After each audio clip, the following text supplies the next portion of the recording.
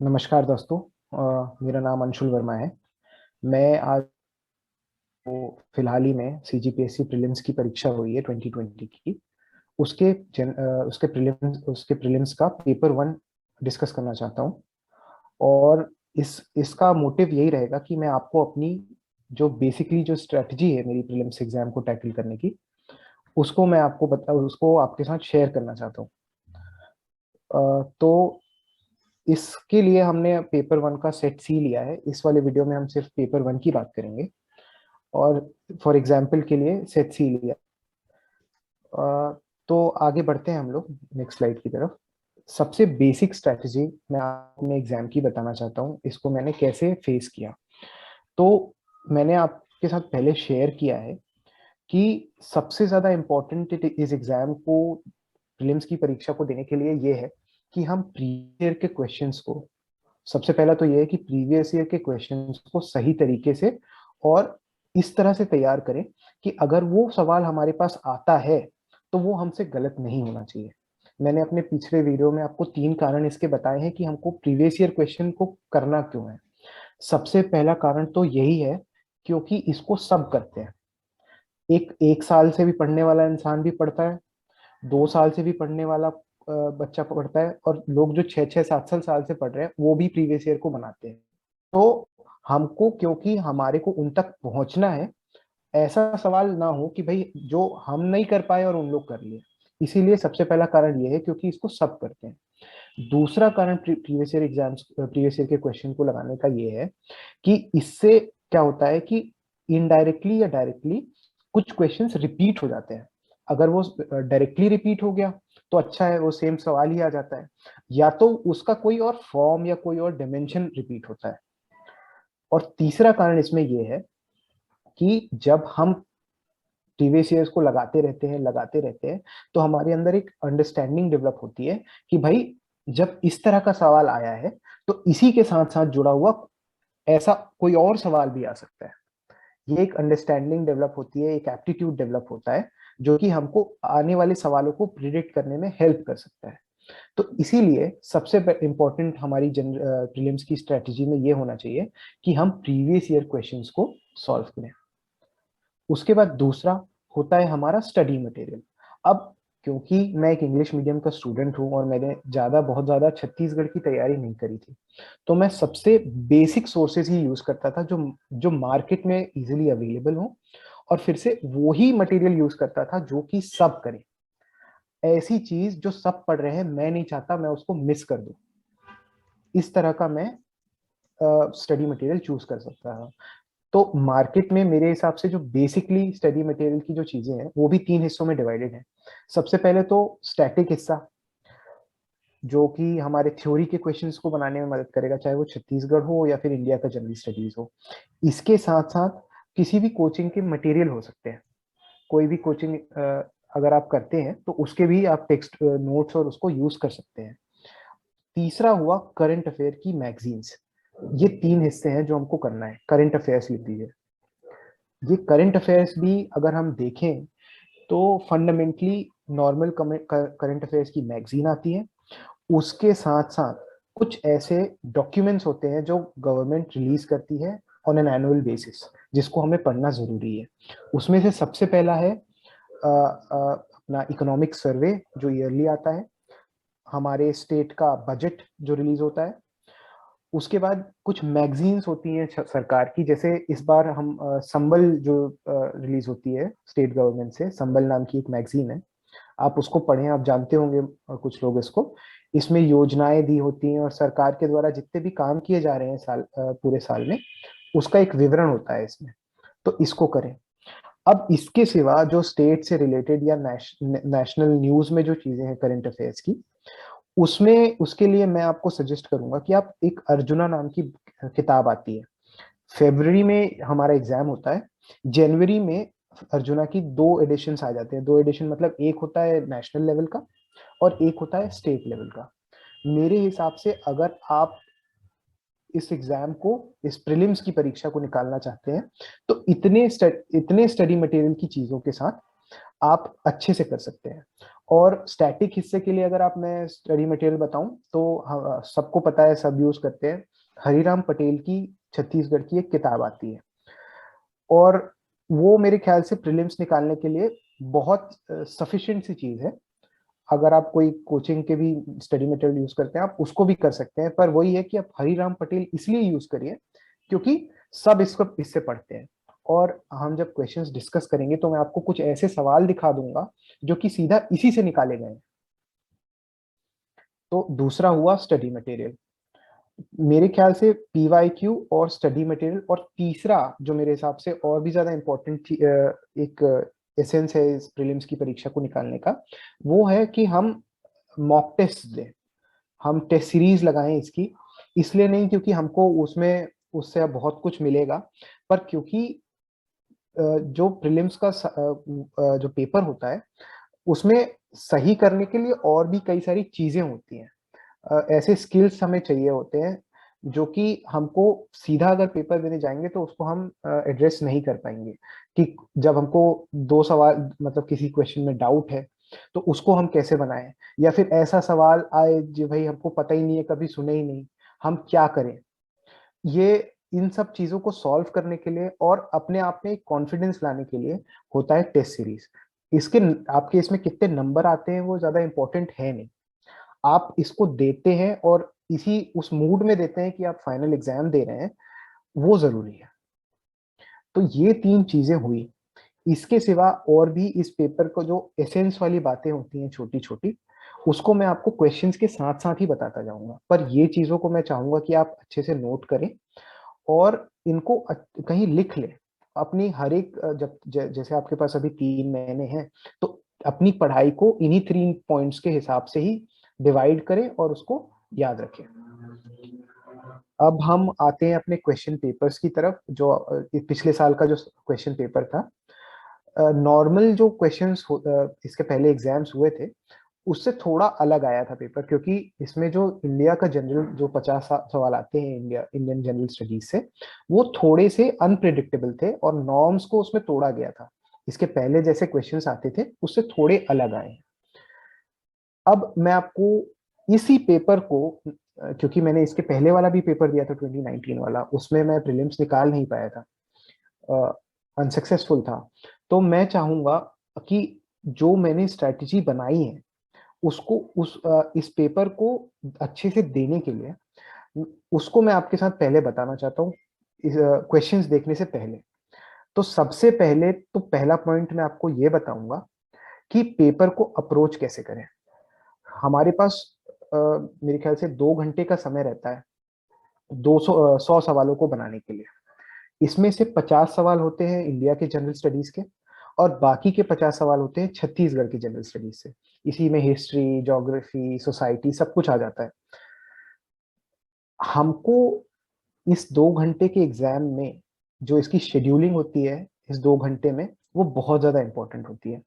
हमें इन 100 क्वेश्चंस को अच्छे से बनाने के लिए सबसे पहले ये जरूरी होता है कि हम 100 के 100 सवाल को पढ़ सके।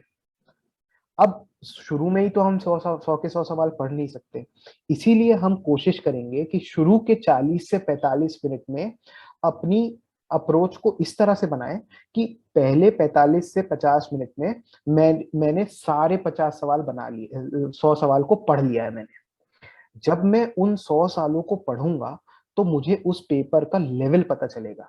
सबसे पहली बात कि भाई इस साल का पेपर डिफिकल्ट आया है या आसान आया है। दूसरा, जब मैं 100 क्वेश्चन पढ़ लूंगा तो मुझे ये पता चलेगा कि इस साल का कट ऑफ कितना जा सकता है। इस 2019 का कट ऑफ मेरे ख्याल से 135 से ऊपर ही गया होगा, पर इस साल का जो कट ऑफ गया था वो अराउंड 105 या 106 नंबर रहे होंगे जनरल के, उससे ज्यादा नहीं गया होगा। तो ये आप जब आपको ये पहले 45 से 50 मिनट में आपको ये पता चल जाएगा कि भाई मेरे को 100 में से कितने क्वेश्चंस अटेम्प्ट करने हैं, कितने क्वेश्चंस मेरे को अच्छे से आते हैं, और अब मैं कितने क्वेश्चन में रिस्क लूं अगर मैं पीछे चल रहा हूं मिनिमम नंबरों से। तो इसीलिए शुरू के 45 से 50 मिनट में अब जब मैंने 100 के 100 क्वेश्चंस पढ़ लिए हैं तो मुझे इन सारी चीजें जो मैंने आपको बताई उसका एक अच्छा आइडिया लग चुका है। अब मेरे पास करीबन 1 घंटा 10 मिनट कुछ बचे हैं। इसके बाद मैं एनालाइज करूंगा कि अब मैं और कौन कौन से क्वेश्चंस बना सकता हूं। ये हुआ पेपर के दिन, जब मैं लिख रहा हूं उसका तरीका। ये चीजें आपको कब काम आएगी अपन फिर से देखेंगे आगे। अब मैं आपको बताना चाहता हूँ जो ये स्टडीज मैंने करी है, मतलब इस एग्जाम 2 बार मैंने प्रीलिम्स दिया है, उसमें प्रीलिम्स एग्जाम में मैंने सीखा क्या है और उससे स्ट्रेटेजी क्या बनाई है। तो बेसिकली ये जो 100 सवाल आते हैं, जिसमें से 50 सवाल जनरल स्टडीज के और 50 सवाल छत्तीसगढ़ के, वो 3 कैटेगरी ऑफ क्वेश्चंस में डिवाइडेड होते हैं मेरे हिसाब से। सबसे पहली कैटेगरी तो होती है सबसे सिंपल कैटेगरी, ऐसे सवाल जो प्रीवियस ईयर क्वेश्चन से सीधा सीधा या फिर थोड़ा इनडायरेक्टली आए हैं पेपर में, प्रीवियस ईयर क्वेश्चंस।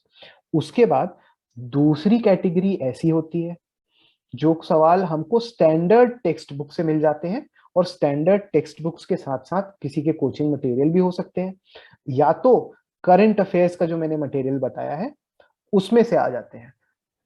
चाहे वो इकोनॉमिक सर्वे हो, इस तरह का जो हम पहले बात कर चुके हैं। मतलब सेकंड अपना कैटेगरी हुआ स्टैंडर्ड टेक्स्ट बुक के, कोचिंग के और करंट अफेयर्स के क्वेश्चंस, जो कि हर साल हो सकता है बदलेंगे। पर जो पहली कैटेगरी है प्रीवियस ईयर की क्वेश्चंस की, उसका एक प्रोपोर्शन हमेशा सेट रहता है। मेरे हिसाब से कम 40% सवाल, मतलब 100 में से 40 सवाल तो ऐसे होते हैं जो डायरेक्टली और इनडायरेक्टली रिपीटेड ही होते हैं इन वन वे और अनदर। उसके बाद थर्ड कैटेगरी, जो कि इस पेपर की मेरे हिसाब से सबसे इंपॉर्टेंट कैटेगरी होती है, वो ऐसे सवाल का ग्रुप होता है जिसमें अपने को फाइट ही नहीं करनी है। अगर वो आ गया, हमको नहीं आता है, तो उसको हमको सीधा छोड़ देना है, क्योंकि हमारे को तो कट ऑफ के जितने ही नंबर लाना है। हमको ऐसा नहीं करना है कि भाई जो 200 नंबर का पेपर हो रहा है, 100 क्वेश्चन है इसमें, इसमें बिल्कुल 190 या 180 स्कोर करना है। ये वाले पेपर में तो हमको सिर्फ कट ऑफ निकालना है, और असली जो हमारे रैंक डिसाइड करेगा वो मेंस और इंटरव्यू का एग्जाम होगा। तो ये जो 3 पॉइंट मैंने आपको बताए हैं, अब बिल्कुल भी ये मत सोचिएगा कि ये बहुत ज्यादा साइंटिफिक तरीका है, इतना कौन पढ़ता है। ये बिल्कुल रूडिमेंट्री तरीका है, एकदम बिहेवियरल है, व्यवहारिक तरीके से अगर आप इसको तैयारी करेंगे तो आप भी इन इन 100 क्वेश्चंस को इन 3 कैटेगरी में बांट सकते हैं। Previous year questions, standard book से आए हुए क्वेश्चन, और ऐसे क्वेश्चन जिसमें तो अपने को परेशान होना ही नहीं है। आए तो आए, नहीं आना है तो नहीं आए। अब जब हमारी तैयारी अच्छी हो गई है, हमने मिनिमम अमाउंट ऑफ रिवीजन की जरूरत है, हमने सब अच्छे से कर चुका है, तो यही 3 पॉइंट में आप एकदम क्लियर हो जाएंगे। जब आप अपने पहले 45 से 50 मिनट में 100 क्वेश्चंस पढ़ चुके होंगे, तो आपको समझ में आ जाएगा कि हाँ भाई 100 क्वेश्चन मैंने पढ़ लिए हैं। उन 100 क्वेश्चन को मैंने उन्हीं 3 कैटेगरी में डिवाइड कर दिया है। अब आपको डिसाइड करना है कि देखो भाई, ये वाला प्रीवियस ईयर का क्वेश्चन है, इसको तो मेरे को बनाना ही बनाना है और सही बनाना है। क्यों? क्योंकि मेरे को कट ऑफ तक पहुंचना ही है। अगर मैं कट ऑफ तक पहुंचूंगा ही नहीं तो कट ऑफ पार ही नहीं कर पाऊंगा। ये प्रीवियस ईयर क्वेश्चंस जो लोग भी सिलेक्ट होते हैं, वो ये प्रीवियस ईयर क्वेश्चन जरूर बनाते हैं। इसीलिए हमको सबसे पहली कैटेगरी ये करनी है, ताकि हम कट ऑफ तक पहुंच पाए।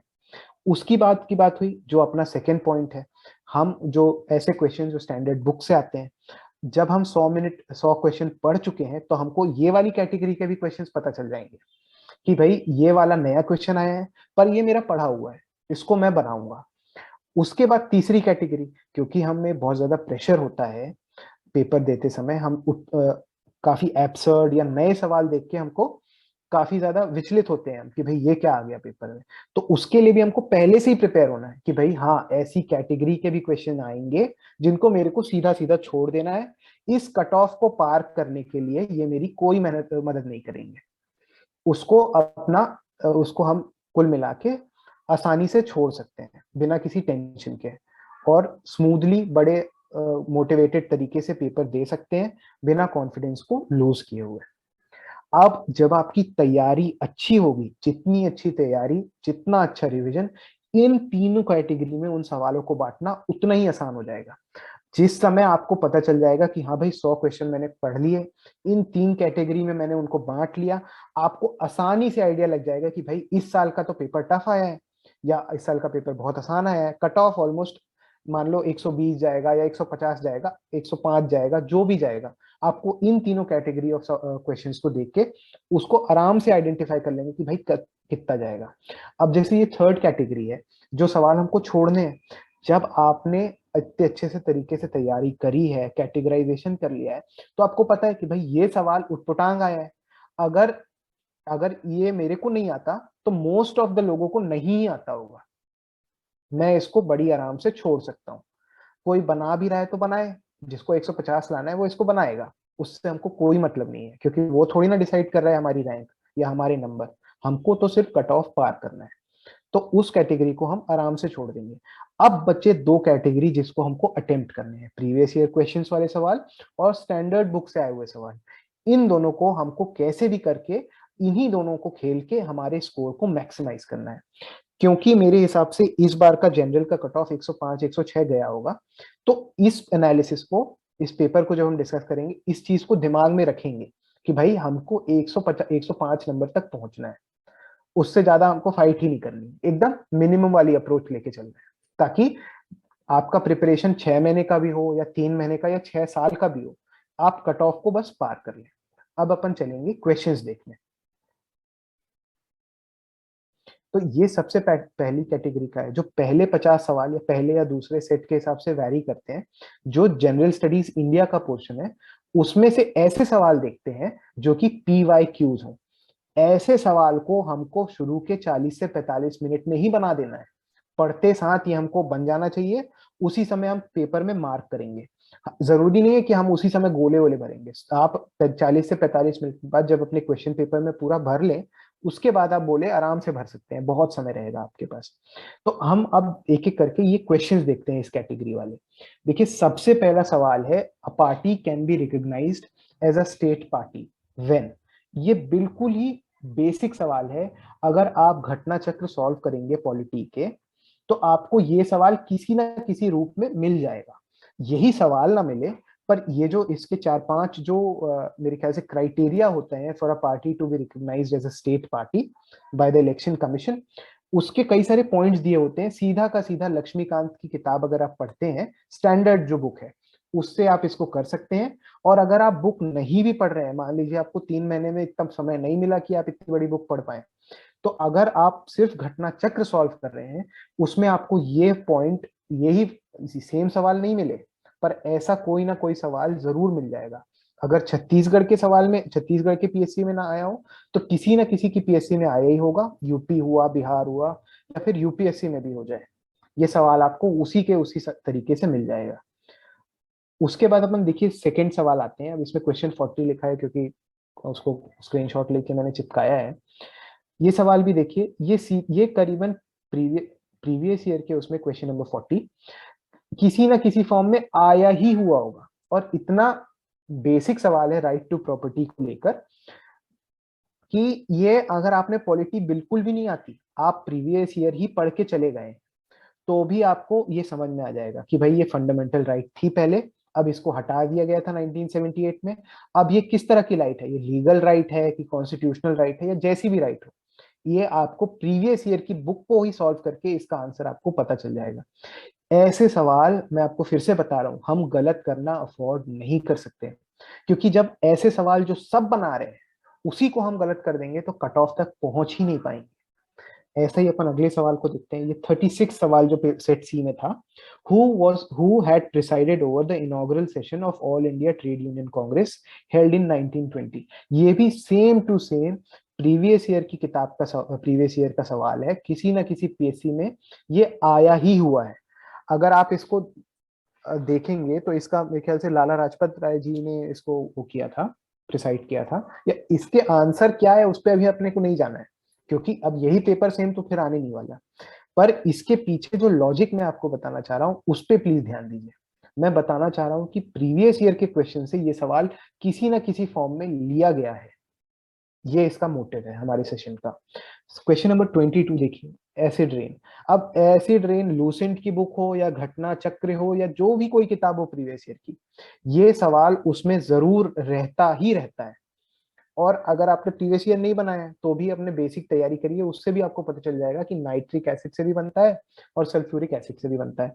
एकदम आसान। अगर हम यही सवाल गलत कर देंगे तो वहां कट ऑफ तक पहुंच ही नहीं पाएंगे, और फिर पेपर निकलना तो बहुत ही मुश्किल हो जाएगा। जब आपको ऐसे सवाल ही नहीं बन रहे हैं जो सब बना रहे हैं, तो आप वो सवाल बना के भी क्या फायदा जो आप मतलब जो आप ही बना रहे हो बस, और कट ऑफ ही नहीं क्लियर हो रहा है।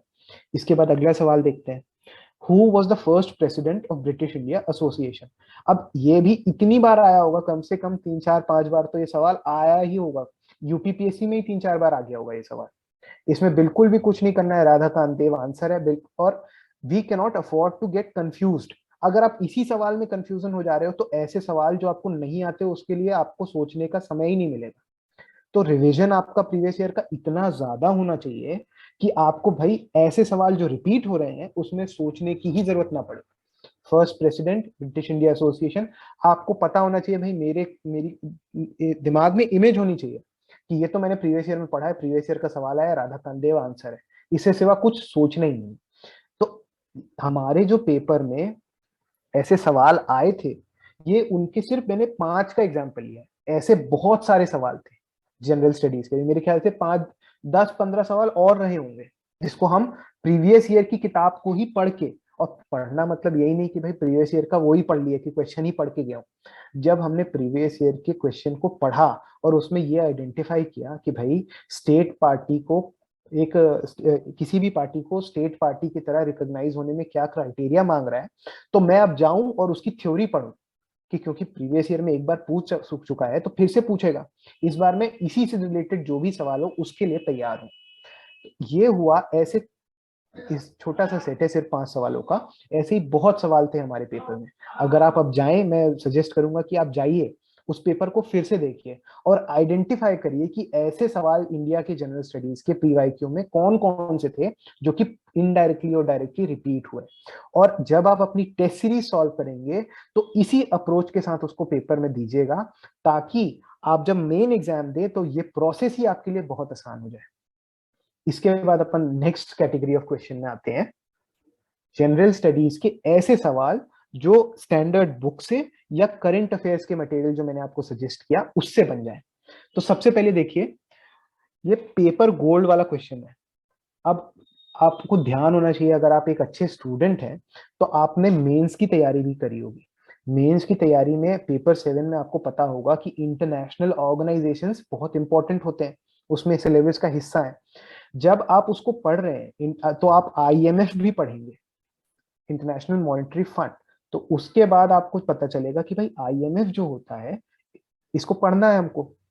और अगर आपने मेंस की तैयारी करी है तो ये आपके लिए सवाल बहुत आसान हो जाएगा। कहीं से पढ़ना या ना पढ़ना, एकदम बेसिक सा सवाल है जो कि आपसे सही होना ही चाहिए। अगर इसको आप गलत करेंगे तो फिर आप फिर से पीछे हो जाएंगे, आप अपने फिर आपका एकदम फिर लक के ऊपर डिपेंड करेगा। उसके बाद 47 सवाल देखिए, साइंस का है कि भाई कॉन्वेक्स मिरर से किस तरह की इमेज बनती है जब मेरे ख्याल से when the object is placed between infinity and the pole. बहुत ही बेसिक सवाल है, प्रीवियस ईयर में 100 बार आया होगा। 11th 10th के बच्चों से ये बिना कुछ किए बन जाता है। आपको भी इसमें वहां पे बैठ के सोचना नहीं है, डायग्राम नहीं बनाना है कि भाई कहाँ पे बनेगा कहाँ पे बनेगा, ये सब नहीं करना है हमको।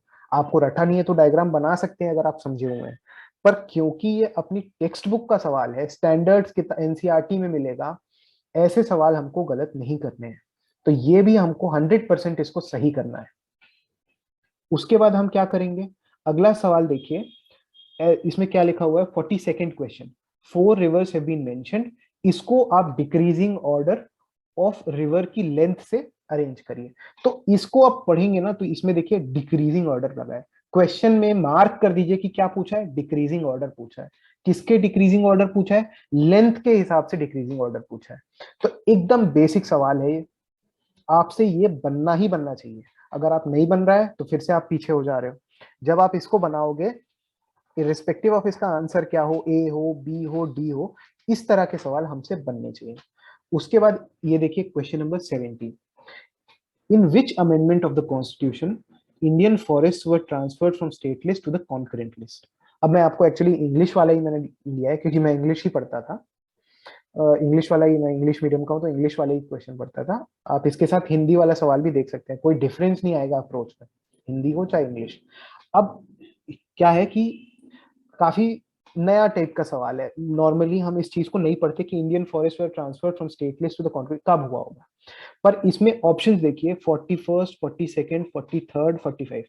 अब क्या है भाई, ये जो 42nd कॉन्स्टिट्यूशनल अमेंडमेंट एक्ट है, ये तो मतलब अगर आप मानो अगर ये ऑप्शन में है तो उस चीज का आंसर 42nd ही होगा। क्योंकि इस तरह का आप अगर आप पढ़े हैं पॉलिटी, इंडियन पॉलिटी, तो आपको पता है कि इसको मिनी कॉन्स्टिट्यूशन बोलते हैं और उल्टी सीधी बहुत सारी बातें होती हैं। तो इसको आप ऐसे एक कैलकुलेटेड या साइंटिफिक गेस, जो भी इसको आप बोलते होंगे, उस तरह की चीज कर सकते हैं, तो ये उसी में सही हो जाना है। बहुत ज्यादा हमको पढ़ने की जरूरत नहीं है। इसके बाद अपन थोड़े से करंट अफेयर्स के ओरिएंटेड सवाल देखते हैं। उसके नीचे वाला सवाल है, Girish Chandra Murmu has become India कौन से नंबर के ऑडिटर जनरल, कंट्रोलर और सीएजी। तो अब जो लोग इस एग्जाम को नया दे रहे हैं, तो आपको तो पता ही नहीं होगा कि अरे यार ये तो एकदम फैक्चुअल सवाल है, मैं तो इस तरह का चीज पढ़ता ही नहीं, क्या फर्क पड़ता है कि 12वां हो, 13वां हो, 14वां हो। पर इस सवाल को आपको देख के पता चल रहा है कि भाई ये पूछ सकता है। इसके पहले भी वो कुछ कुछ सवाल पूछे हुए हैं कि भाई चीफ चीफ जो अपने कैब चीफ सेक्रेटरी हैं वो कौन से नंबर के हैं, इस तरह के सवाल आते रहते हैं। गवर्नर है वो कौन से नंबर के गवर्नर है। तो उससे उनको प्रीवियस ईयर को पढ़ के हमको पता चला कि ये जो नंबर वाले सवाल हैं ये भी कोई पेपर में हमारे आ जाते हैं। और जो अर्जुना की मैंने आपको किताब बताई है करंट अफेयर्स में, उसमें ये सवाल ऐसे ही का ऐसे ही दिया हुआ था कि जो उसमें पर्सनालिटीज का मेंशन रहता है, उसमें वो लिखा हुआ था कि 14th सीएजी बने। तो मैंने वो किताब को अच्छे से पढ़ी थी, उसको बिल्कुल रटा हुआ था, तो इसमें मेरे को बिल्कुल भी सोचना नहीं पड़ा। अब इस सवाल को आप गेस कर ही नहीं सकते, क्योंकि 12वां, 13वां, 14वां, 15वां एक ही लाइन से दे दिया है। अगर फर्स्ट, 7th, 13th, 20th ऐसा ऑप्शन होता तो आप उसको बना भी सकते थे। पर इतना पास दे दिया है कि अगर आपको ये नहीं आता है तो आपको इसको छोड़ना पड़ेगा, थर्ड कैटेगरी ऑफ क्वेश्चन बन जाएगा ये, अगर आपको नहीं आता है तो। पर क्योंकि ये ऑथेंटिक ऑथेंटिक तो नहीं बोलूंगा, पर स्टैंडर्ड करंट अफेयर्स की मैगजीन में है, तो ये आपसे बनना चाहिए। You can not afford to leave this question, क्योंकि जो अर्जुना पढ़ेगा वो इसको बनाएगा। उसके बाद देखिए 11th question, which ICC cricketer has been declared ICC men's test player of the year. अब क्योंकि मैं क्रिकेट देखता हूं तो मेरे को इसमें बहुत ज्यादा दिक्कत ही नहीं हुई, ओडीआई हो या ओवरऑल हो या टेस्ट हो या जो कोई भी हो, मेरे को सारे याद थे। तो मैंने इसमें बताया कि स्टीव स्मिथ था भाई, इसमें मेरे को समय ही नहीं लगा। और करंट अफेयर की अर्जुना जो थी उसमें ये दिया हुआ था, मैंने सही किया, मैंने अपने दोस्त को पढ़ाया था, उसने गलत किया, उसको पता ही नहीं था कि और 3 प्लेयर है कौन, उसको सिर्फ विराट कोहली ही पता था, तो वो विराट कोहली ही मार के आया। जबकि मैंने उसको बताया था भाई टेस्ट में नहीं मिला है उसको। तो हमको ये, अब क्योंकि ये, अब देखो, अब क्रिकेट का पूछा है, फुटबॉल का भी पूछ सकता है या किसी और स्पोर्ट्स का भी पूछ सकता है, लेकिन एकदम ही ऐसे स्पोर्ट्स का, खो खो खो का मत पढ़ लेना कि उसमें कौन जीता। इस तरह का सवाल इन जनरल क्योंकि आया नहीं हुआ है, तो हम उसको छोड़ सकते हैं।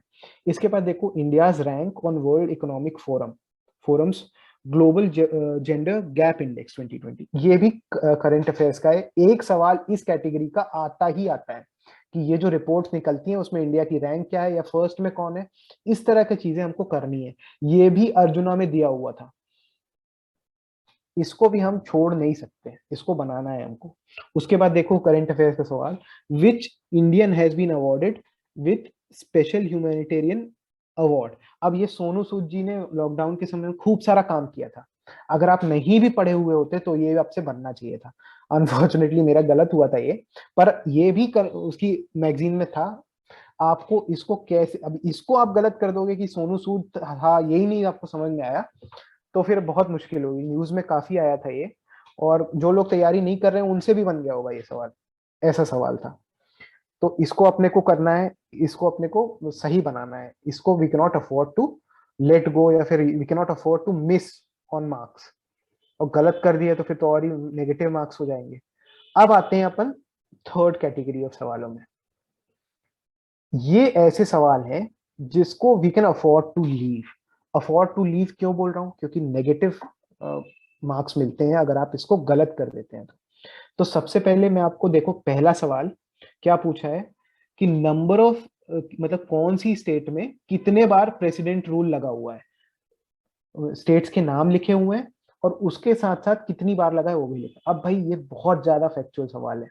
हालांकि मैं मानता हूँ लक्ष्मीकांत में ये चीज दी हुई है कि कौन कितने बार किया है, पर इतना भी आप पढ़ने चलोगे तो फिर मेन चीजें, या तो आप 6-7 साल दे रहे हो एग्जाम, पूरा पढ़ चुके हो हर चीज, तो ये सब पढ़ने बैठ रहे हो। अब जो एक बार में या 2 बार में दे रहा है तो उसके लिए बहुत मुश्किल है कि इतना डिटेल हो या इतने फैक्चुअल सवाल हो याद कर ले। तो हम क्या कर रहे हैं, अब इसको अपन देख रहे हैं। अब अपन किस में ज्यादा लगा है किस में नहीं लगा है। अब इसमें क्या है, अपन जैसे मान लो एक एक गैस मारते हैं कि भाई उड़ीसा में आउट ऑफ द 3, क्योंकि नॉर्थ ईस्ट में ज्यादा लगता है, उत्तर प्रदेश बिहार में भी शुरू शुरू में बहुत लगता था, तो उड़ीसा में हो सकता है सबसे कम बार लगा होगा, 6 बार। अब अपन देखिए कि डी का 4।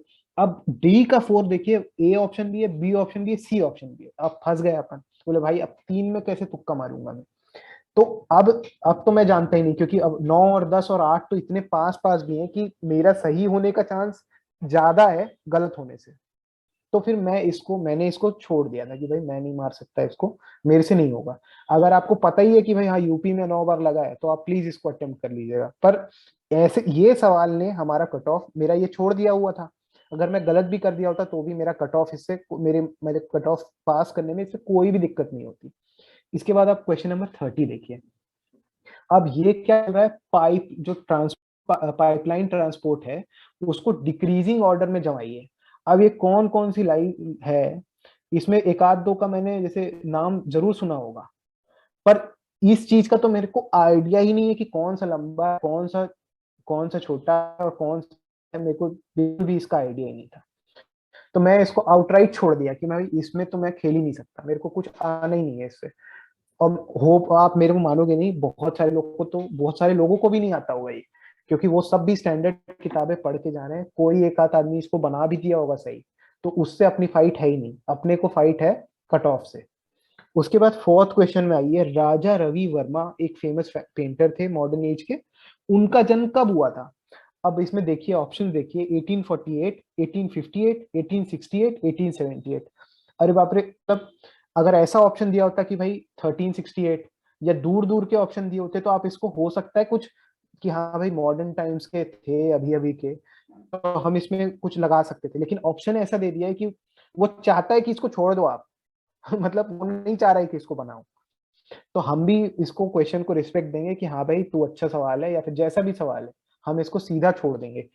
हो ये मेरे को नहीं लगता किसी को आता होगा, ये किसी का तुक्का हो सकता है सही भी हो गया, तो उससे अपने को कोई मतलब नहीं है।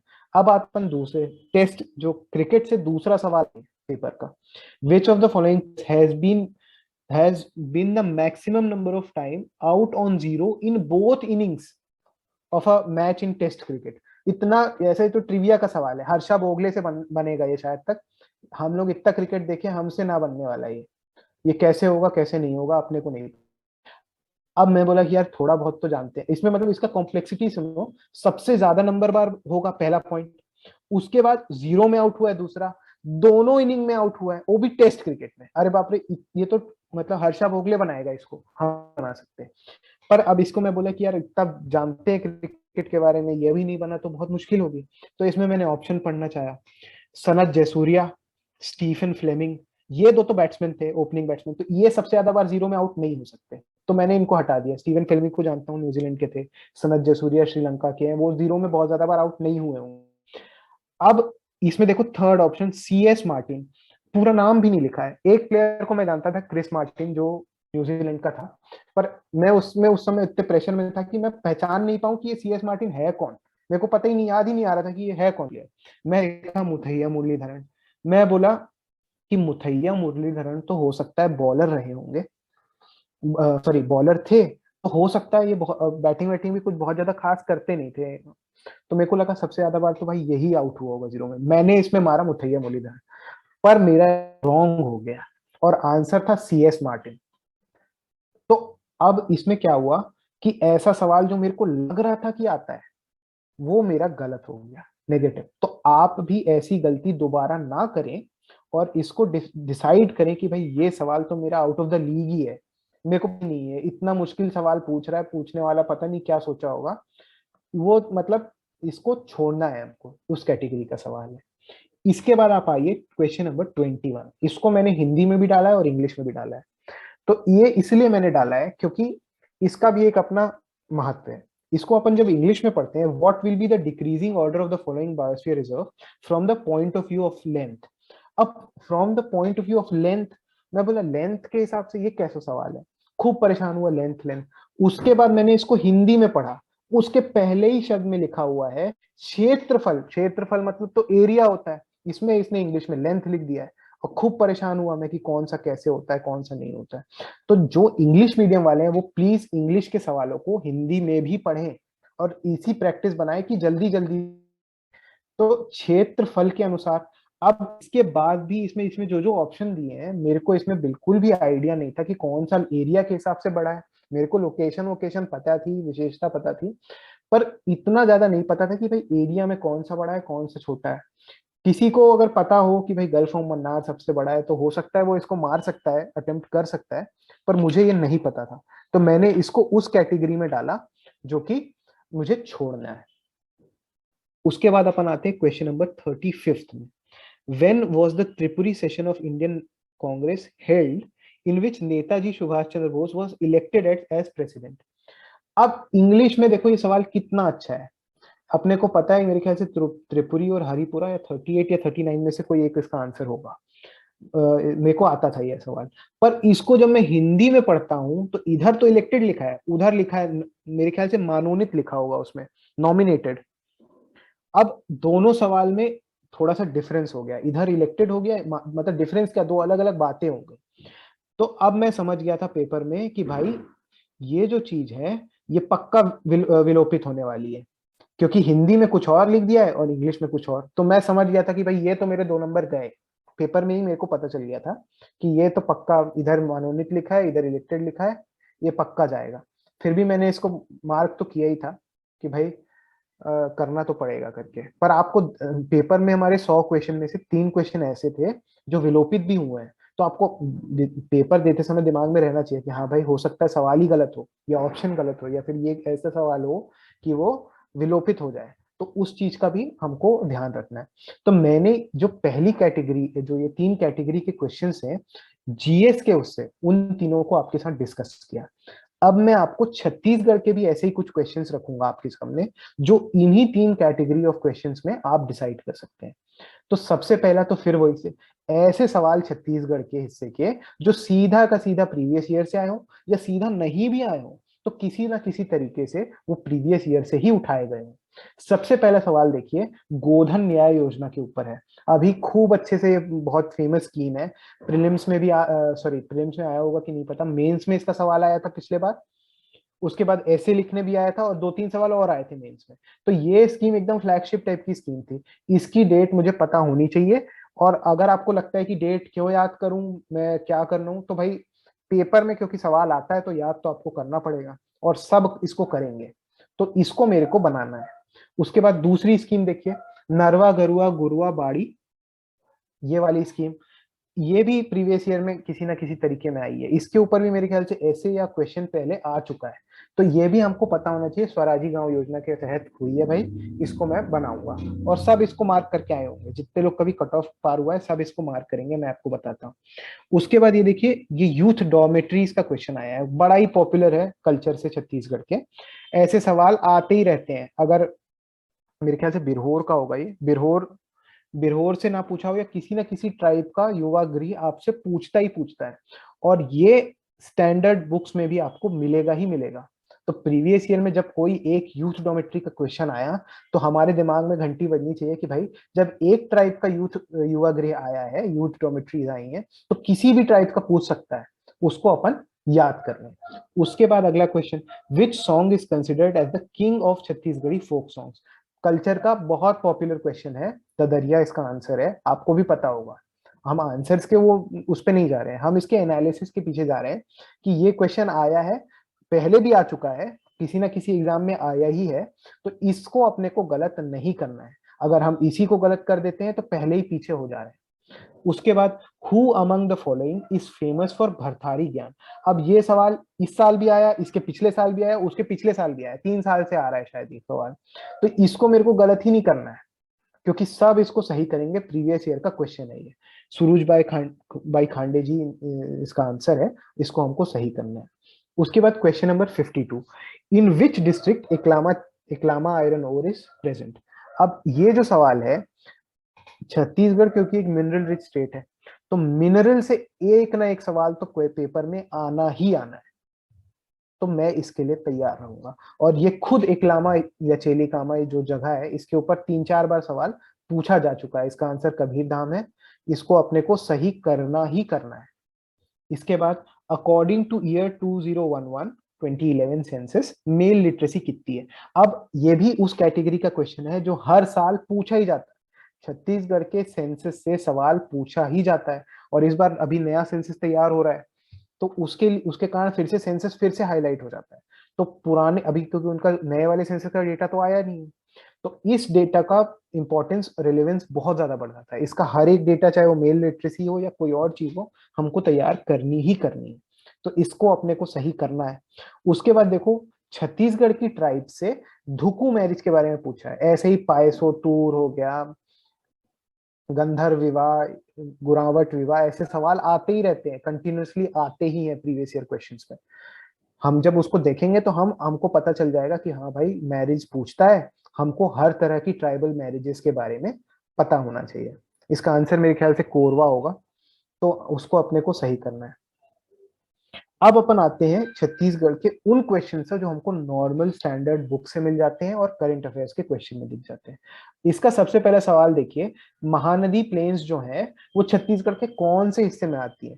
ये तो बिल्कुल ही बेसिक सवाल है, इसी को गलत कर दिया आप तो फिर आप पेपर ही मत दीजिए कि भाई छत्तीसगढ़ के नॉर्थ में मिलता है, साउथ में मिलता है कि मिडिल में मिलता है। अगर आपसे गलती से ह्यूमन एरर से भी गलत कर दिया तो फिर आपको बहुत दुख होगा इस क्वेश्चन को बनाने मिस करने में। ये हो सकता है प्रीवियस ईयर में भी आया हो, पर ये तो ज्योग्राफी का क्वेश्चन है, इसलिए मैंने इसको जनरल उसमें लिख दिया है। उसके बाद सेकंड क्वेश्चन में आइए, फ्रीडम स्ट्रगल ऑफ बस्तर किसको बोलते हैं। फ्रीडम स्ट्रगल ऑफ बस्तर, अब जो छत्तीसगढ़ में जितने भी रिवोल्ट्स हुए हैं, ट्राइबल रिवोल्ट्स, वो बहुत ज्यादा इंपॉर्टेंट होते हैं। 8 या 9 जो ट्राइबल रिवोल्ट्स हुए हैं वो सब हमको तैयार होने चाहिए, चाहे वो कोई से भी उससे हो। तो ये इसका आंसर लिंगागिरी है, ये अपने को बनाना ही बनाना है, अगर आप नहीं बनाएंगे तो फिर पीछे छूट जाएंगे। उसके बाद देखिए, how much amount the state of Chhattisgarh received from revenue from minerals. अब ये भी सवाल कितना इंपॉर्टेंट है, फिर से मिनरल से आया हुआ है। इसका सोर्स है अपना जो इकोनॉमिक सर्वे आता है स्टेट का, उसको अपन पढ़ेंगे तो ये 6100 ऐसा फिगर है कि जल्दी याद भी हो जाता है। और इसको देखो आपके लिए आसान किया गया है, अगर वो चाहता तो 6100 61001 ऐसा करके कुछ भी एब्सर्ड बना सकता था, लेकिन इसने इसको आसान दिया। तो ये हमको सही करना है, कहाँ से करना है, इकोनॉमिक सर्वे के स्टेट से पढ़ना है इसको अपने को, उसको अपन अफोर्ड नहीं कर सकते। ये आया है, इसके बाद कुछ और भी आ सकता है कि भाई इनडायरेक्ट टैक्सेस का कंट्रीब्यूशन कितना है, या सबसे ज्यादा टैक्स कौन से सोर्स से आता है छत्तीसगढ़ का, कोई भी उससे क्वेश्चन बन सकता है। इसके बाद देखिए 73rd question, in Republic Day 2020 parade at Delhi Rajpath which folk dance was performed in Chhattisgarhi tableau. अब बहुत अच्छा सवाल है, इसको हमको, अगर आपने परेड देखी होगी और छत्तीसगढ़ का वो देखा होगा तो आपको पता होगा कि कक्सार डांस उसमें आया था। बहुत अच्छा सवाल है ये, अपने को बनाना ही बनाना है, इसको अपन अफोर्ड नहीं कर सकते गलत करने के लिए। उसके बाद देखिए हल षष्ठी सब त्योहार। अब छत्तीसगढ़ में त्योहारों को हमको पढ़ना बहुत जरूरी है, हर एग्जाम में एक ना एक त्योहार, कभी गंगा दशहरा ही क्यों ना हो, अलग अलग त्योहार पूछाते ही हैं। तो जब एक त्योहार आया है तो जरूरी है कि हम अलग अलग जितने भी त्योहार होते हैं उन सबको सही से पढ़ें। हल षष्ठी है for long life of husband या सन, इसका आंसर सन होगा। तो अपन इसको अच्छे से तैयार करें इस चीज को। ये अपने को कहाँ से मिला, सिंपल जो जनरल स्टडीज की बुक है, अगर आप हरिराम पटेल की किताब भी पढ़ेंगे तो उसमें आपको ये सारे के सारे सवाल ऐसे के ऐसे ही दिखेंगे आपको। तो अपने को बहुत ज्यादा इसमें परेशान नहीं होना है, स्टैंडर्ड बुक्स को फॉलो करना है, उसी से हम आराम से कट ऑफ कर लेंगे पार। उसके बाद ये देखिए 71st क्वेश्चन राउत नाचा के ऊपर है। ये भी आपको उस बुक में मिलेगा, हालांकि ये तो हर बुक में मिलेगा, ऐसा नहीं बोल रहा हूँ कि एक ही बुक में जरूरी है, लेकिन एक ही बुक को पढ़ के जब हम मैक्सिमम क्वेश्चंस को बना सकते हैं, तो अपन जो पढ़ दूसरी उसको फॉलो भी कर रहे हैं उसको सीमित उसमें फॉलो करें। 1978 में होता है, अगर हमने स्टैंडर्ड बुक्स पढ़ी है तो हमको पता ही है, बहुत इजी क्वेश्चन है ये, बहुत ज्यादा मुश्किल नहीं होगा। 75th question. अब इसमें क्या है, जो फीमेल मेंबर्स हैं, एमएलएज हैं, उनको उनकी कॉन्स्टिट्यूएंसी से हमको जोड़ना है। तो अब चार ऑप्शन है, चार जगहें दी हुई हैं इसका आंसर। अगर कोई ध्यान नहीं दे रहा है करंट अफेयर्स में तो उसके लिए मुश्किल होगा। मेरे को देखिए, ये ममता चंद्राकर जी हैं, ये इसी साल मेरे ख्याल से वाइस चांसलर बनी थी कला यूनिवर्सिटी की, रायगढ़ की। तो उनके बारे में जब न्यूज व्यूज आई थी तो उससे मेरे को पता चला था कि ये भाई पंडरिया की है, पंडरिया कॉन्स्टिट्युएंसी से इनका ये इलेक्टेड हुई है। तो अब मेरे को पढ़ते साथ ही पता था कि भाई ममता चंद्राकर तो पंडरिया से है। मैंने ऑप्शन देखा, पहले ही ऑप्शन में वन का सॉरी ए का 3 है। मेरे को जरूरत ही नहीं पड़ी कि आगे का कोई ऑप्शन ऑप्शन पढूं। अब क्योंकि उनके बारे में नीचे जो थी उनके बारे में मैं ज्यादा जानता भी नहीं था, सच ये है। तो मेरा उसी से बन गया। इस तरह से हम जनरल स्टडीज के क्वेश्चन छत्तीसगढ़ के और करंट अफेयर से जो छत्तीसगढ़ के आए हुए क्वेश्चन है उसको स्टैंडर्ड चीजों को फॉलो करके हम अच्छे से बना सकते हैं। हमको बहुत ज्यादा मेहनत इसमें करने की जरूरत नहीं।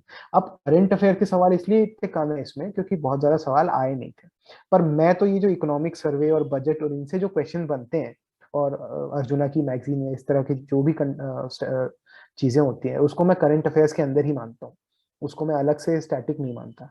अब अपन आते हैं ऐसे सवालों पे जो छत्तीसगढ़ के होके हमको छोड़ने हैं, अपने को नहीं पता। सबसे पहला ये देखो, जगन्नाथ, सबसे पहला क्वेश्चन है कि जगन्नाथ प्रसाद भानु जी की पहली बुक का नाम लिखिए। अब मेरे को ये पता था कि ये चारों की चारों बुक जो है जगन्नाथ प्रसाद भानु इन्हीं के द्वारा लिखी गई है। पर इसकी डिफिकल्टी इसने थोड़ी सी बढ़ा दी, ये बोल दिया कि भाई इनकी पहली कविता कौन है ये बताओ। मेरे को नहीं पता था कि कौन सी है। पर अब मैं बोला कि अब यार कुछ तो लगाना ही है तिक्का, तो इसको मैंने मार्क किया था। मेरा गलत हुआ था, मेरे दोस्त ने मार्क किया था छंद प्रभाकर, उसको पता नहीं कैसे सही हो गया। मैं पूछा भाई तेरे को पता था? बोला नहीं पता था, बस उसका लगा कि हो सकता है तो सही हो गया। पर अपन इसको नहीं भी अटेम्प्ट करेंगे तो बहुत बड़ी बात नहीं है। इसका निकालने से हमको कोई बहुत बड़ी बात मतलब कोई दिक्कत नहीं आएगी प्रीलिम्स एग्जाम निकालने में। उसके बाद छत्तीसगढ़ में देहरोरी जो मिठाई होती है वो कब खाई जाती है? अब ये तो मैं वैसे भी, मेरे को इतना ज्यादा इसके बारे में क्योंकि घर में बनती नहीं है तो मेरे को बहुत ज्यादा इसके बारे में नहीं पता था। ये पता था कि देहरोरी होता क्या है भाई। देहरोरी होता है देसी रसगुल्ला, इस टाइप की चीज होती है, रसगुल्ले जैसी मीठी। तो अब मैं बोला यार, क्योंकि मैंने जब शुरू के 100 क्वेश्चन पढ़ लिए थे तो मैं समझ गया था कि यार मैं बहुत ज्यादा रिस्क नहीं ले सकता। सॉरी, मतलब मेरे को थोड़ा सा रिस्क लेना जरूरी होगा, इसलिए मैंने तुक्के मारे। तो ये वाला 68 वाला सवाल मैंने तुक्का मारा, वो मेरा गलत हो गया, नेगेटिव हुए मेरे। पर ये तुक्का मैंने दिवाली मारा और ये मेरा सही हो गया। मेरे दोस्त ने इसमें कुछ और नवाखाई मारा था, उसका गलत हो गया। तो मेरा ये कहना है कि अपने थोड़ी सी कैलकुलेटेड रिस्क लेंगे तो हो सकता है। अब आप पूछिएगा मत कि दिवाली कैसे मारने, मैं बोला भाई हो सकता है दिवाली में ही बनता होगा इसलिए दिवाली मारा, और कोई उसमें कोई मेरा सोच नहीं थी, पर दिवाली ही मारा मैंने। अब उसके बाद आइए ये 80th सवाल में, ऐसे दो खो खो प्लेयर का नाम बताइए, पूछ रहा है ये, जो नेशनल ट्रेनिंग कैंप में सेलेक्ट हुए हैं छत्तीसगढ़ से। इसके बारे में मेरे को कोई भी आइडिया नहीं है। मेरे को बस इतना पता है कि मेरे को नेशनल ट्रेनिंग कैंप कब लगा, कैसे लगा, खो खो का कोई भी आइडिया नहीं है। पर अब खो खो देख के आप ये मत करिएगा कि मैं सारे इस चीज को हर बार याद करूं कि हर साल नेशनल ट्रेनिंग कैंप में कौन कौन से प्लेयर कौन कौन से स्पोर्ट से सेलेक्ट हो रहे हैं। क्यों नहीं करूंगा मैं? क्योंकि इस तरह का एक सवाल आएगा उसको मैं बड़ी आसानी से छोड़ दूंगा। जरूरी नहीं है कि मैं हर चीज पढूं। अब कौन, क्योंकि मैं क्वेश्चन पढ़ते साथ ही इसको मैं छोड़ दिया, मेरे को अब जब क्वेश्चन ही नहीं पता तो ऑप्शन पढ़ने का क्या मतलब? समय बचाओ आगे बढ़ो। ऐसा तो नहीं होगा कि उनका नाम पढ़ के मैं सही बता दूंगा। उसके बाद 86 में आइए, कुरुसपाल इंस्क्रिप्शन। अब ये भी नॉर्मली जो फेमस इंस्क्रिप्शन है छत्तीसगढ़ के, रिद्धिपुर, केसरीवेड़ा या अशोकन इंस्क्रिप्शन है, उनसे ये डिफरेंट है क्योंकि ये नॉर्मल या ऑर्डिनरी चीज नहीं है। तो अगर आपको रिस्क नहीं लेना है, अगर आपने 100 क्वेश्चंस का एनालिसिस करने के बाद ये समझ गए हो कि भाई इसमें तो मेरा इतने में तो पार हो ही जाना है, और ये क्वेश्चन जब मेरे लिए डिफिकल्ट है, मेरी तैयारी इतनी अच्छी है कि दूसरों के लिए भी डिफिकल्ट होगा, तो आप इसको मत लगाइए। क्योंकि अब मेरे को था थोड़ा कि यार थोड़ा रिस्क ले लेते हैं, तो मैंने देखा कि हर्ष गुप्त का तो ऐसा कोई मैंने इंस्क्रिप्शन इतना मेरे को याद नहीं है, तो उसका नहीं हो सकता। प्रवर राज मैंने पढ़ा है, वो उसका भी हो नहीं सकता। महाशिव गुप्त अर्जुन तो श्रीनगर सिरपुर विरपुर के आसपास ही थे, उनका भी नहीं हो सकता। तो मैंने इसमें सोमेश्वर देव सोमेश्वर देव 1 लगाया था और वो सही हुआ। तो आप थोड़ा सा रिस्क ले सकते हो अगर आप लेना चाहो तो, पर कब लेना है रिस्क और कितना रिस्क लेना है, ये अगर आप सही से क्वेश्चंस को कैटेगराइज करेंगे, 40 से 45 मिनट के बाद इस एनालिसिस इसको एनालाइज करेंगे, तभी आपको पता चलेगा कि भाई तुक्का मारना कितना है। अब देखिए 80th वाले क्वेश्चन में मैंने जबरदस्ती तुक्का नहीं मारा, क्योंकि वो तो मैं सही कर ही नहीं सकता था, और इतनी किस्मत मेरी खराब है कि वो तो सही होना ही नहीं है, तो उसको मैंने सीधा छोड़ दिया। इसके बाद 90th सवाल देखिए, फ्लैग सत्याग्रह जो कि बिलासपुर में हुआ था, वो कौन सी तारीख को हुआ था। तो अब इसमें फ्लैग सत्याग्रह आसान चीज है, वो पढ़ते हैं लोग, बिलासपुर में क्या क्या हुआ था इस समय नॉन कॉपरेशन मूवमेंट के समय, वो भी लोग पढ़ते हैं। पर अब किस तारीख को ये फ्लैग सत्याग्रह हुआ था, ये काफी मुश्किल है। तो मेरे को पता था कि 1923 में हुआ है ना। तो मैं बोला कि 22 और 24 तो खत्म हो गया, वो तो नहीं हो सकता। अब 1 जनवरी और 31 मार्च, तो मैं बोला कि यार 1 जनवरी तो थोड़ा मतलब सही नहीं लग रहा है, तो मैंने बस ऐसे ही 31 मार्च मारा। और आपको लग रहा है कि ऐसे ही कैसे मार दिया, तो बस ऐसे ही मारा मैंने, उसमें कोई और वो नहीं है। मेरे को 31 मार्च ज्यादा सही लगा, तो वो भी मेरा सही हुआ। तो इस तरह से अब हमने सारी कैटेगरीज डिसाइड कर ली हैं। इस तरह से हम अपने इस एग्जाम को अप्रोच कर सकते हैं। और आसानी, और मैं आपको ये बताना चाहूंगा, मेरे कट ऑफ से कोई बहुत ज्यादा नंबर नहीं आए थे। कट ऑफ अगर 105 106 गया होगा तो मेरे 110 या 111 नंबर रहे होंगे ज्यादा से ज्यादा। ऐसा नहीं है कि मैं 120 125 मार दिया था, ऐसा नहीं था। अब आपको इस पेपर में जो 2020 में ये हुआ कि जो छत्तीसगढ़ के 50 क्वेश्चंस थे, जिनको अपन ने 3 कैटेगरी में भी कैटेगराइज भी किया, वो बहुत ही आसान थे। मतलब उसमें ऐसे सवाल बहुत ज्यादा नहीं थे जो कि हम छोड़ें। जैसे आपके सामने मैंने 5 जो छोड़ने वाले सवाल है वो तो बता दिए, पर वो छोड़ने वाले तो थे, पर मैंने उनको फिर भी अटेम्प्ट कर दिए, और मोस्टली मेरे सही हुए, ज्यादा गलत नहीं हुए। तो आउट ऑफ द 50 मेरे ख्याल से जिन लोगों का सिलेक्शन हुआ होगा ना, उन्होंने आसानी से 40 सवाल उनमें से बना दिए होंगे। क्योंकि क्यों 40 सवाल बनाए होंगे ऐसा मैं इसलिए कह रहा हूं, क्योंकि जो पहली 2 कैटेगरी है ना, जो प्रीवियस ईयर वाले क्वेश्चंस हैं और जो स्टैंडर्ड किताबों से आने वाले क्वेश्चन है, उनकी संख्या बहुत ज्यादा थी। मतलब उन दोनों कैटेगरी से आउट ऑफ 50 मतलब कम से कम 40 सवाल तो रही ही होंगे, मेरे ख्याल से 45 रहे होंगे अगर लोगों ने अच्छे से करी तो। और उसी तरफ दूसरी तरफ, जब जो इंडिया का पोर्शन था, जो इंडिया का जीएस आया था, उसमें ऐसे क्वेश्चन जो हमें छोड़ने हैं वो बहुत ज्यादा थे, और जो हमें प्रीवियस ईयर क्वेश्चन थे वो कंपेरेटिवली थोड़े कम थे, और स्टैंडर्ड क्वेश्चन भी कम थे। तो इसीलिए आपने नोटिस किया होगा कि इंडिया के 50 क्वेश्चन में लोगों ने बहुत ज्यादा स्कोर नहीं किया, क्योंकि उसमें ऐसे सवाल ज्यादा थे जो कि हमने कभी देखे ना हो, एब्सर्ड सवाल हो, ऐसे सवाल थे जो हमको छोड़ने हैं। तो मैं आपको यही सजेशन दूंगा कि आप इस अप्रोच को, अगर आपको अच्छा लगा हो, ये पसंद आया हो, तो आप इसको फॉलो कर सकते हैं, और अपने टेस्ट सीरीज में इसको टेस्ट करिए। इसी तरह आप कैटेगराइज करिए, इसको टेस्ट करिए, और एक अपनी अप्रोच डेवलप करिए इसी के अराउंड। आप थोड़ा सा मॉडिफिकेशन करना चाहें तो प्लीज आप कर सकते हैं, और इसको अपने स्कोर को इनहेंस करने में हेल्प, आपकी ये मदद करेगा। उसको यूज करें आप, ताकि इजीली, चाहे आपकी तैयारी कितनी भी हो, 3 महीने 6 महीने या 1 साल, इसको यूज करके आप कट ऑफ को आराम से क्रॉस कर जाएं। तो मैं इसी तरह से इसको समराइज करूंगा कि हमको इसको, इसकी जो, इसका जो मर्म है, इसका जो समरी है, इसका जो स्वाद है, उसको पकड़ना है। बहुत ज्यादा हमको इधर उधर की बातें करके और बहुत ज्यादा पढ़ के इसको पार नहीं करना है। और मेरा ये मेथड बिल्कुल भी ज्यादा, मैं इंजीनियर हूँ, तो आप ये ना समझे कि भाई ये तो बहुत ज्यादा साइंटिफिक चीज है, या पूरा इसमें साइंस वाइंस या मैथ्स वैथ्स यूज हो रहा है। बिल्कुल भी नहीं। सिंपल, अगर आप एक अच्छे मैनेजर हैं, चाहे आपका क्वालिफिकेशन कोई भी हो, आप इस तरह से अपनी अप्रोच को बहुत ही आसानी से डिफाइन कर सकते हैं, और अपने हिसाब से इसको अप्रोच करते हैं। तो बस मैं इतना ही कहना चाहूंगा आपको भी।